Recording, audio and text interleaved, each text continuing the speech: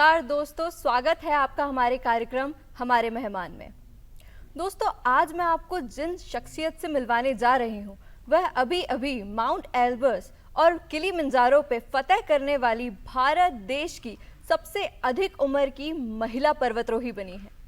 उन्हीं के साथ है उनके गुरु, उनके कोच, जिनने की कदम कदम पर उनका साथ दिया और उन्हें गाइड किया। तो बिना किसी देरी के मैं मिलवाती हूँ आपको हमारे गेस्ट से। हमारे साथ है ज्योति रात्रे जी। बहुत बहुत स्वागत हो ज्योति जी आपका हमारे कार्यक्रम में। बहुत बहुत धन्यवाद आपका। साथ ही में उनके कोच भगवान सिंह जी। भगवान सिंह जी, आपका भी बहुत बहुत स्वागत हो हमारे कार्यक्रम में। जय हिंद। जय हिंद सर। ज्योति जी, बातचीत के सिलसिले को शुरू करने के लिए मैं पहला प्रश्न आपसे करना चाहूंगी। ज्योति जी, मुझे एक बात बताइए, ये आप साइकिलिंग भी कर सकती थी, आप रस्सी भी कूद सकती थी, आप चाहती तो आप अपने दोस्तों के साथ गार्डन में जाके, पार्क में जाके ब्रिस्क वॉकिंग भी कर सकती थी। ये माउंटेनियरिंग का ख्याल कहाँ से आया ज्योति जी आपके मन में? ये 2017 की बात है। मैं रोटरी क्लब के एक्सचेंज वाले बच्चे आए हुए थे हमारे यहाँ, और उनके साथ एक ट्रैक पे जाने का मुझे मौका मिला। और ट्रैक पे जाने का भी बस ये था कि मुझे देखना था। मैंने कई जगह पढ़ा था कि ट्रैक पे जाते हैं, बड़ा सुंदर नज़ारा होता है, ये होता है। तो मैंने जाने का सोचा, मैं उनके साथ गई। जब मैं ट्रैक पे पहुंची और वहाँ हर दिन एक नया नज़ारा देखने को मिलता था। फिज़िकल तो टफ था ही थोड़ा सा, लेकिन हर रोज़ एक नया नज़ारा देखने को मिलता था। जब मैं वहाँ से लौटी तो जो वहाँ के नज़ारों से मुझे एक अजीब सा जुनून दिमाग में सवार हो गया कि अब तो बस मुझे माउंटेनियरिंग ही करना है। हालांकि जब मैं वहाँ से लौटी मेरी फ़िटनेस बहुत अच्छी नहीं थी, कुछ मुझे प्रॉब्लम भी हुई, हाई एल्टीट्यूड वाली भी प्रॉब्लम हुई, लेकिन मैंने उन सब चीज़ों को इग्नोर किया। और जो मैंने वहाँ नज़ारे देखे और जो मुझे वहाँ महसूस हुआ, वो शब्दों में बयान करने लायक नहीं था। बस वहीं से मैंने सोच लिया कि मुझे माउंटेनियरिंग करना है। और बचपन में कहीं ना कहीं एक एवरेस्ट दिमाग में था, बस उसके लिए ये था, मतलब मैं सोच भी नहीं सकती थी अपनी फ़िटनेस को देखते हुए कि ये मैं कर पाऊँगी। बस एक मन में ऐसा विचार था कि कभी ना कभी जाके मैं एवरेस्ट देख के आऊँ, चढ़ पाऊँगी। ये तो मेरा 2017 के बाद ही जब मैंने ट्रैक किया तो दिमाग में आया कि अब मुझे करना चाहिए। फिर मैंने अपना सफ़र शुरू किया। हर चीज़ दिमाग में आ जाना ही बात नहीं होती है, उसके लिए बहुत सारी तैयारियों की ज़रूरत रहती है। और माउंटेनियरिंग एक ऐसा फील्ड है कि जिसमें आपकी फ़िज़िकल फ़िटनेस बहुत ज़्यादा चाहिए है, और जितनी फ़िज़िकल फ़िटनेस है उतनी ही आपकी मेंटल फ़िटनेस भी इसमें ज़रूरी है। तो फिर मैंने देखना शुरू किया कि अगर मुझे माउंटेनियरिंग करना है तो मैं कैसे कर सकती हूँ।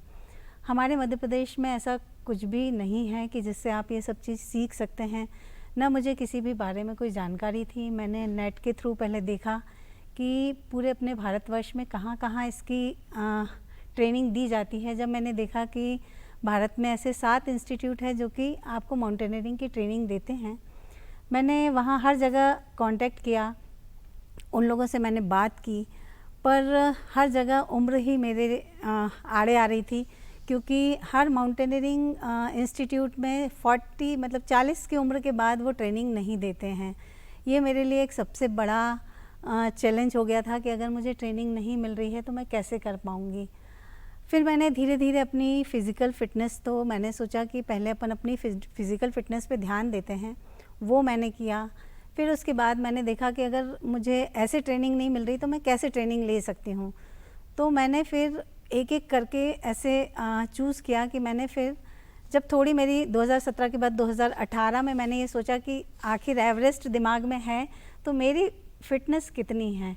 तो मैंने इंडिया का जो सबसे टफ़ ट्रैक है उनको ढूंढा। उसमें पिन पार्वती ट्रैक सबसे ज़्यादा टफ़ ट्रैक माना जाता है।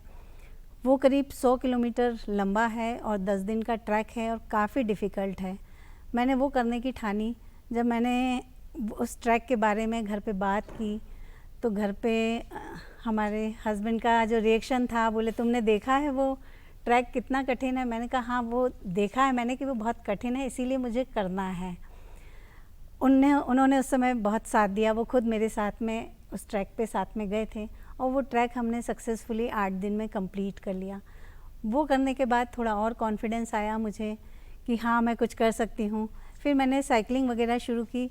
साइकिलिंग जब मैंने शुरू की तो सर से मेरी मुलाकात हुई और तब मैंने सर को बोला कि मुझे एवरेस्ट करना है। तो अब सर का रिएक्शन तो सर ही बता पाएंगे। फिर मैंने अपनी तैयारियां शुरू की, उन्होंने जैसा जैसा मुझे बताया था उस हिसाब से। मैंने पिन पार्वती के बाद में अमरनाथ यात्रा की। अमरनाथ यात्रा भी जो 3 दिन की यात्रा है वो हमने 2 दिन में कंप्लीट की, तब भी मेरे पति मेरे साथ में थे।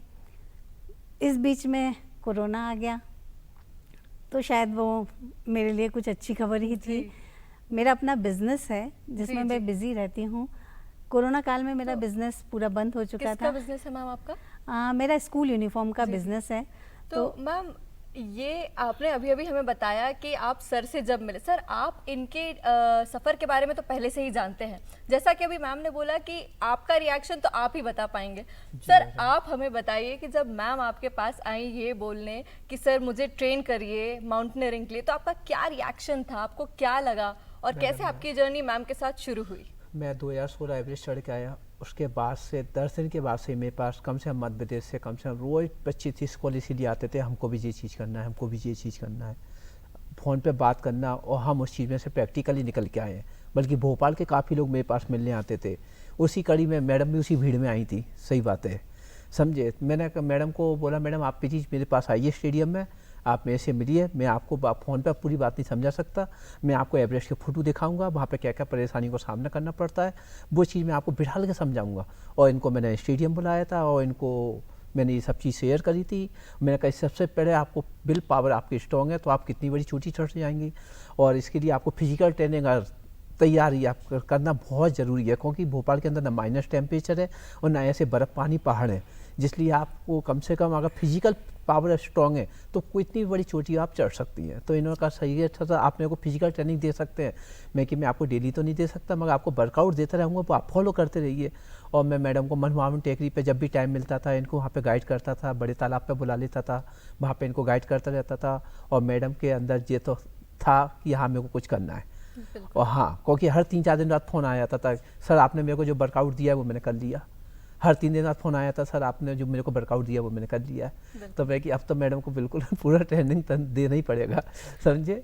तो दोस्तों अभी तो हमने ट्रेनिंग के बारे में बात की, लेकिन मुझे ऐसा लगता है दोस्तों कि जो शुरुआती दौर होता है उसमें हमें थोड़ी ज़्यादा कठिनाइयाँ होती हैं।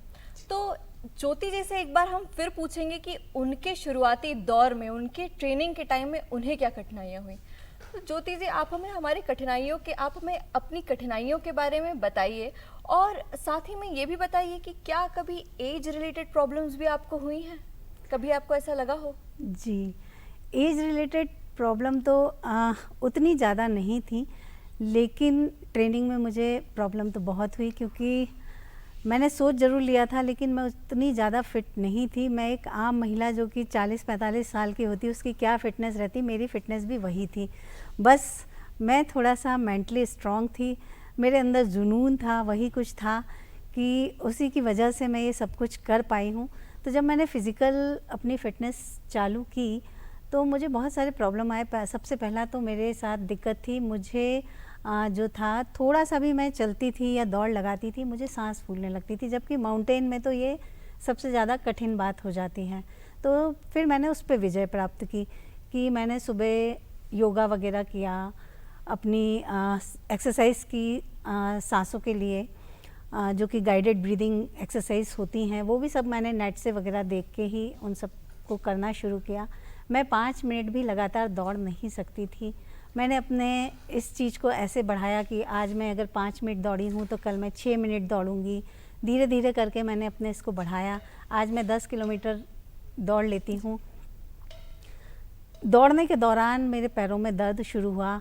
एक शिन की प्रॉब्लम होती है जो दौड़ने के दौरान हो जाती है, मुझे वो काफ़ी ज़्यादा हो गई थी। जब मैं डॉक्टर के पास गई तो डॉक्टर का भी यही कहना था कि इस उम्र में आपको ये सब क्यों करना है, आप आराम करिए, आपको दौड़ क्यों लगानी है, आप आराम से वॉक करिए, वॉक करने से हो जाएगा। जब मैंने उनको बताया कि मुझे माउंटेनियरिंग करना है तो वो भी एक बार हंस दिए कि इस उम्र में आपको माउंटेनियरिंग क्यों करना है।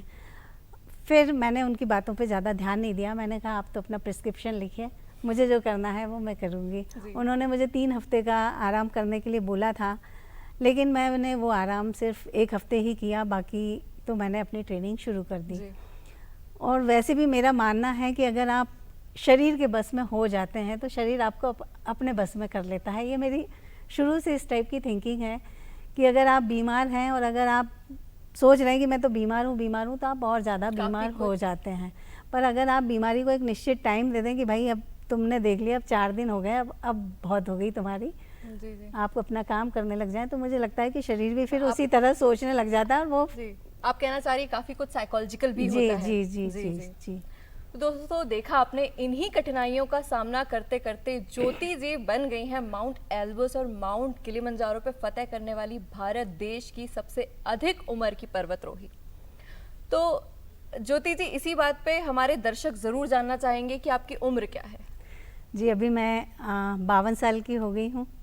आप 52 साल की हो गई हैं। जी। ज्योति जी, आपके इस जज्बे को सलाम है।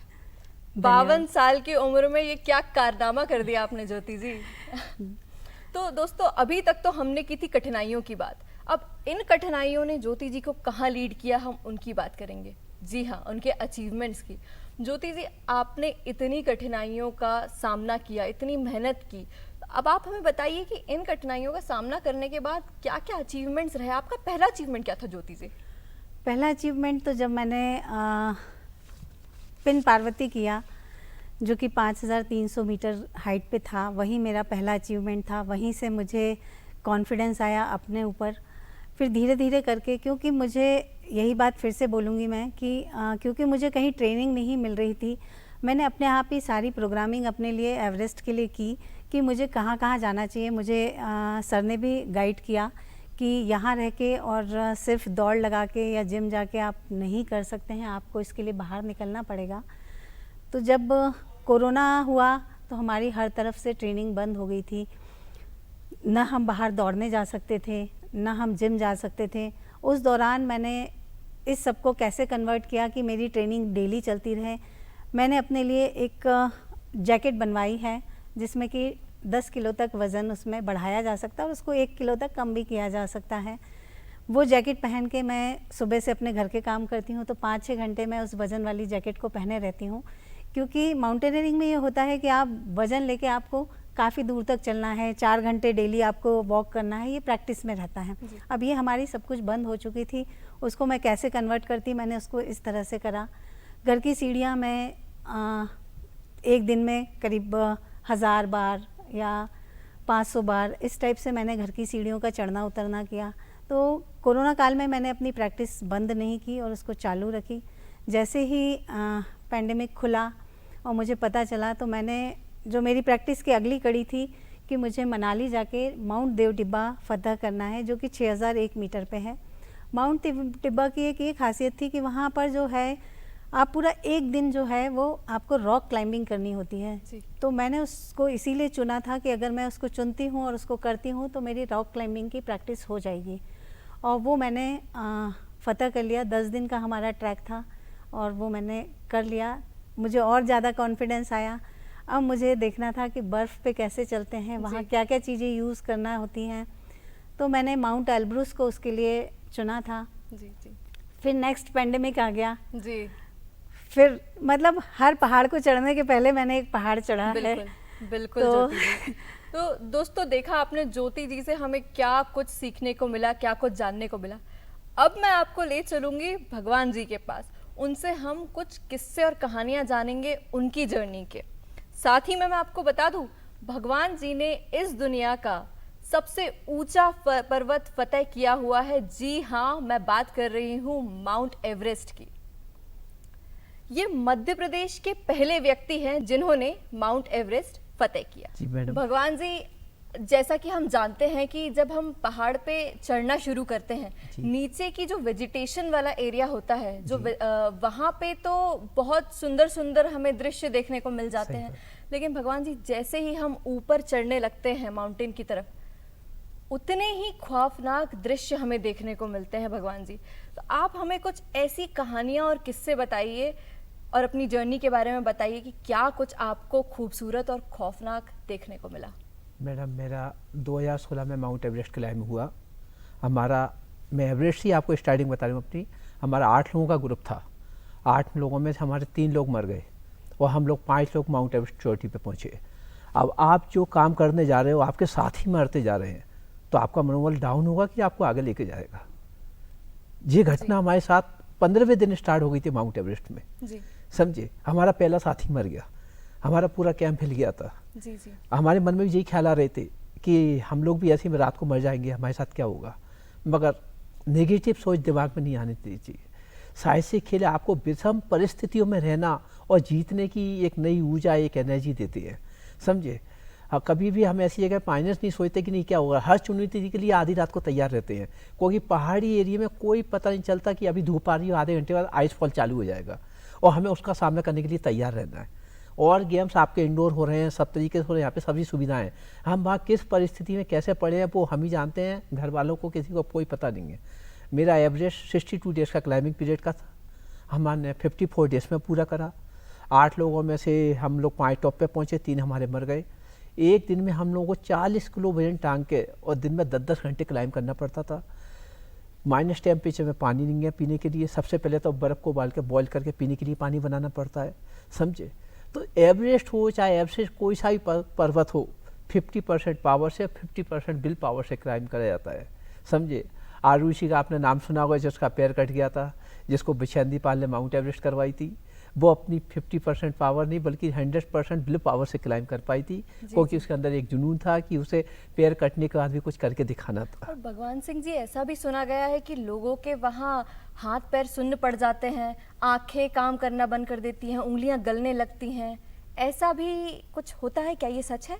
हाई माउंटेन पे सबसे ज़्यादा कम सुनाई देना, कम दिखाई देना, अगर आप सन ग्लास के बगैर बाहर आ जाते हैं और 1 घंटे भी अगर आप बाहर रहते हैं, शाम को आपकी रोशनी को काम डाउन होना चालू हो जाएगा। अच्छा। बिल्कुल, जी हमारे सामने की बात है। अगर रात को आप सो रहे हैं, आपका ऑक्सीजन सिलेंडर निकल गया आपको और आप सांस नहीं ले पाए, तो आपको पता नहीं कि आप कितने बजे सोते रह गए। तो ये वहाँ पे नॉर्मल बात है, ये तो समझिए। वहाँ पे उससे पहले की जाने कितनी डेड बॉडियाँ पड़ी हैं। हमारे यहाँ टेंट लगा हुआ था, हमें को मालूम नहीं कि हमने वो डेड बॉडी के ऊपर टेंट बांधा हुआ था। अच्छा। जी हाँ, जब सवेरे निकल उठे थे तब मालूम पड़ा था कि वहाँ पर डेड बॉडी पड़ी हुई थी। जी, वो जी। फोटोग्राफ्स मेरे पास है, मैं आपको दिखाऊंगा। जी बिल्कुल। समझे, क्योंकि आइस फॉल हो जाता है तो वो डेड बॉडियाँ दब जाती हैं, और जब धीरे धीरे बर्फ़ हटती है तब वो डेड बॉडियाँ निकलती है। और किसी भी क्लाइंबिंग पे जाने से पहले डेथ सर्टिफिकेट पहले भरवा लिया जाता है। अभी तक मैं 5 बार भर चुका हूँ और हर बार जिंदा वापस आ जाता हूँ। समझे कि आप अगर जिंदा आएंगे तो हमारी कंपनी को कोई गारंटी नहीं है। नहीं नहीं भगवान सिंह जी, हम दुआ करेंगे आप हमेशा जिंदा आए और ऐसे बहुत सारे पर्वत अभी आप और फतेह करें। देखा दोस्तों, क्या कुछ नया नया सीखने को मिला, क्या कुछ नया नया पता चला। एक बार फिर हम ज्योति जी से और बातें करेंगे। चलते हैं ज्योति जी की तरफ। ज्योति जी, ये तो हुई अभी की बातें कि आप इतना आगे आ चुकी हैं, इतना अचीव कर चुकी हैं, एक मकाम पे है आप। लेकिन मैं आपसे ये जानना चाहूँगी कि जब आपने पहली बार अपने दोस्तों को, अपने घर परिवार वालों को ये बताया था कि आप माउंटेनियरिंग करना चाहती हैं, क्या कुछ रिएक्शन थे उनके? क्या कभी किसी ने आपका मजाक उड़ाया? कभी किसी ने ऐसा नहीं बोला कि अरे अभी आप छोड़ दीजिए, इस एज में आप कहाँ जाएंगी, ये सब बच्चों के लिए छोड़ दीजिए, ऐसा कुछ नहीं बोला? जब मैंने ये माउंटेनियरिंग का विचार मेरे मन में आया तो मुझे खुद ही लगा कि ये ऐसा विचार तो नहीं है कि सबको बताया जाए। मैंने अपने पति को ही बताया था, बहुत ज़्यादा सबको नहीं बताया था। मेरा मन में यही था कि जब मैं कुछ कर लूँगी तो वो अपने आप सबको पता चल जाएगा। बता दिया और नहीं कर पाए तो वो भी एक अच्छी बात नहीं होगी। पर जब मैंने अपने पति को बताया था तो उनका कहना यही था कि तुम कुछ और कर लो, माउंटेनियरिंग उतना ठीक नहीं है क्योंकि रिस्की बहुत है, कभी तुमने किया नहीं है, कभी देखा नहीं है, तो ये क्यों करना है, तुमने अपनी फ़िटनेस देखी है क्या है। तो ये कुछ उनकी रिएक्शन थी, लेकिन क्योंकि वो खुद भी फ़िटनेस पे बहुत ज़्यादा ध्यान रखते हैं तो बहुत ज़्यादा तो नहीं, पर हाँ कहीं ना कहीं उनके मन में भी एक शंका तो थी कि मैं कर पाऊँगी या नहीं कर पाऊँगी। लेकिन कर लिया मैंने, एक जुनून था, एक जोश था, तो सारा कुछ हो गया। तो इवेंचुअली आपके फैमिली ने आपको सपोर्ट ही किया? हाँ सपोर्ट ही किया, पर ये भी नहीं कह सकते क्योंकि मैंने उनको बताया ही नहीं था। जब मैंने देव टिब्बा करने गई थी तब हमारी फैमिली में जब बताया कि मैं किसी पर्वत को फतह करने के लिए जा रही हूँ तो मेरे मम्मी पापा, मेरे जेठ जिठानी, सब लोग घर के परिवार के लोगों का यही कहना था, अरे वहाँ तुमको क्यों जाना है, इस पैंडेमिक में और फिर क्यों जाना है, तुम यहीं कुछ कर लो, जो तुम बोलोगी वो करेंगे, पैंडेमिक खुल जाएगा कहीं घूमने चले जाना। तो इस टाइप का उनका रिएक्शन था। कहीं ना कहीं मन में उन लोगों के डर था, पर मेरे मन में कहीं डर नहीं था, इसलिए मैंने तो ये सारा कुछ किया। फैमिली का बहुत ज़्यादा विरुद्ध तो नहीं ही थे, और फैमिली को ये भी पता है कि मेरा एक जो स्वभाव है कि अगर मैंने कोई चीज़ सोच ली है तो वो करती ज़रूर हूँ मैं। तो ये उन लोगों को पता था कि हमारे मना करने से कुछ होगा नहीं। जी जी, ज्योति जी, आपके जज्बे को तो सलाम है ही, आपके परिवार वालों के जज्बे को, उनके आपके ऊपर भरोसे को भी सलाम है। तो ज्योति जी, इस बातचीत को आगे लेके जाते हैं, और मैं चाहूँगी कि आप हमारे दर्शकों को 2 ऐसे शब्द कहिए, और खासकर महिलाओं को, कि वो माउंटेनियरिंग में या उनका कोई भी एक पर्टिकुलर स्पोर्ट्स जिनमें उनको रुचि हो, उसमें वो आगे बढ़े, और क्या महत्व है। मैं ये सब कुछ वैसे एक संदेश के लिए ही कर रही हूँ।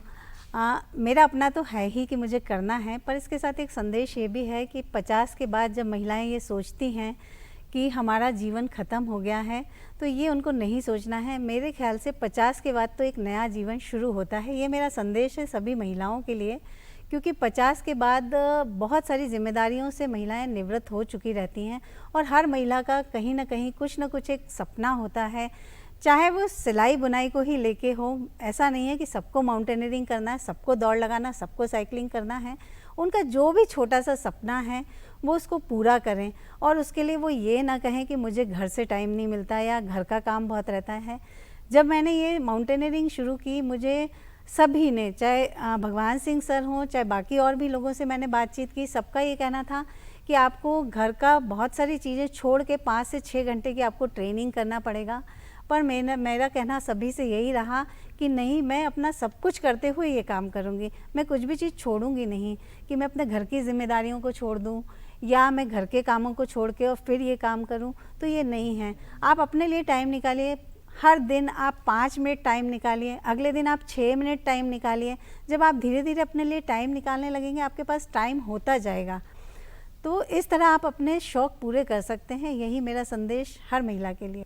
भगवान सिंह जी, आप मुझे एक बात बताइए, चाहे महिला हो चाहे पुरुष हो, फिजिकल स्ट्रेंथ तो लगती ही है जी। कितना कुछ आपको लगता है कि मेंटल स्ट्रेंथ की ज़रूरत होती है, और क्या किया जाना चाहिए इस मेंटल कैपेबिलिटी को स्टेबल रखने के लिए।